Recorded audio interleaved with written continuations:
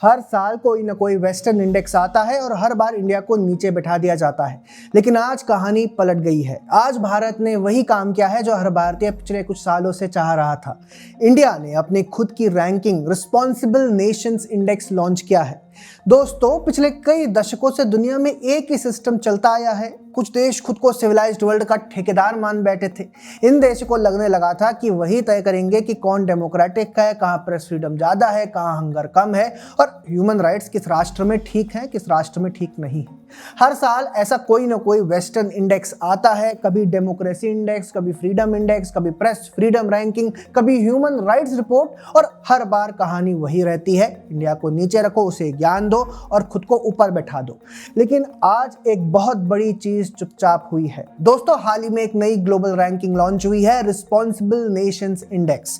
और ये कोई मामूली रिपोर्ट नहीं है, ये वही इंडेक्स है जो न्यू दिल्ली में लॉन्च हुई, जिसका उद्देश्य साफ था, दुनिया को यह बताना कि देशों को जीडीपी से नहीं, बमों से नहीं और धमकियों से नहीं, बल्कि इस बात से आंका जाना चाहिए कि वो अपनी ताकत का इस्तेमाल कितनी रिस्पॉन्सिबिलिटी से करते हैं। अब जरा ध्यान से सुनिए। इस रिस्पॉन्सिबल नेशंस इंडेक्स में 154 कंट्रीज को रैंक किया गया है और नतीजा क्या आया? सबसे ऊपर है सिंगापुर, इंडिया 16वें नंबर पर है। और अब जरा ध्यान से वो नाम सुनिए जिनसे हमें रोज ज्ञान मिलता है। अमेरिका की पोजीशन है 66। ट्रंप शायद इससे खुश ना हो, लेकिन मौजूदा हालातों में कुछ लोग तो ये भी कहेंगे कि यूएस को तो बहुत अच्छी रैंकिंग मिल गई। खैर, अगर हमारे पड़ोसियों पर आए तो चाइना 68 पर है, बांग्लादेश 42 पर, श्रीलंका 77, मालदीव 79, पाकिस्तान 90 पर और भूटान 98। आखिरी पोजीशन पर सेंट्रल अफ्रीकन रिपब्लिक है। अब सवाल उठता है, ये रिस्पॉन्सिबल नेशंस इंडेक्स आखिरकार है क्या और ये बाकी वेस्टर्न रैंकिंग से अलग कैसे हुआ? यहीं से असली कहानी शुरू होती है।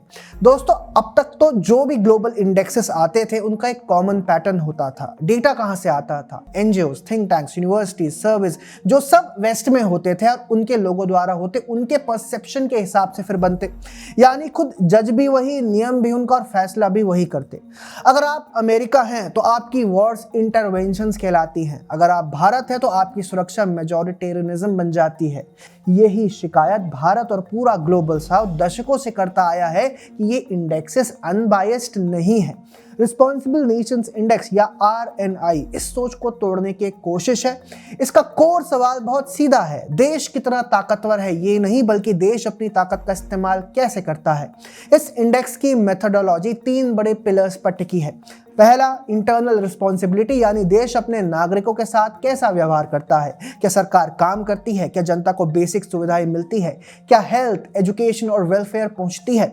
यहाँ सिर्फ भाषण नहीं, ग्राउंड आउटकम्स देखे जाते हैं।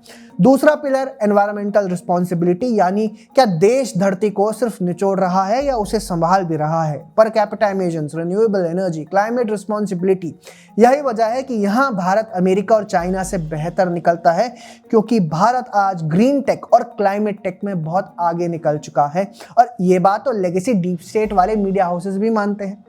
अब तीसरा और सबसे अहम पिलर है एक्सटर्नल रिस्पॉन्सिबिलिटी, यानी दुनिया के साथ आपका बर्ताव कैसा है। क्या आप युद्ध निर्यात करते हैं या शांति? क्या आप सैंक्शंस थोपते हैं या सहयोग? क्या आप देशों को गिराते हैं या उन्हें खड़ा करते हैं? इसी वजह से अमेरिका और चाइना जैसे देश यहाँ नीचे जाते हैं और भारत ऊपर आता है, क्योंकि हम तो वसुदेव कुटुंबकम में मानते हैं, सत्ता पलट में नहीं। दोस्तों, यही वो जगह है जहाँ ये इंडेक्स पूरी तरह वेस्टर्न अपैरेटस से अलग खड़ा हो जाता है। ये किसी रेजिम चेंज को रिवॉर्ड नहीं करता, ये किसी वॉर इकोनॉमी को हीरो नहीं बनाता, ये रेस्ट्रेंट को वैल्यू देता है, स्टेबिलिटी को रिवॉर्ड करता है, कोऑपरेशन को स्ट्रेंथ मानता है। अब जरा सोचिए, जिस भारत को सालों तक पार्शियल डेमोक्रेसी कहा गया, वही भारत आज दुनिया के 154 कंट्रीज में टॉप 20 सबसे रिस्पॉन्सिबल नेशंस की लिस्ट में है। और दोस्तों, ये सिर्फ रैंकिंग नहीं है, ये एक पूरा का पूरा नैरेटिव शिफ्ट है। ये संकेत है कि दुनिया अब धीरे धीरे वेस्टर्न मॉरल मोनोपोली से बाहर निकल रही है। और यही कारण है कि यूरोप आज भारत को कॉन्टिनेंट कहता है। यही कारण है कि ग्लोबल साउथ आज भारत की तरफ देख रहा है, क्योंकि अब भारत को दुनिया नाप नहीं रही, भारत दुनिया को मापने का तरीका बदल रहा है।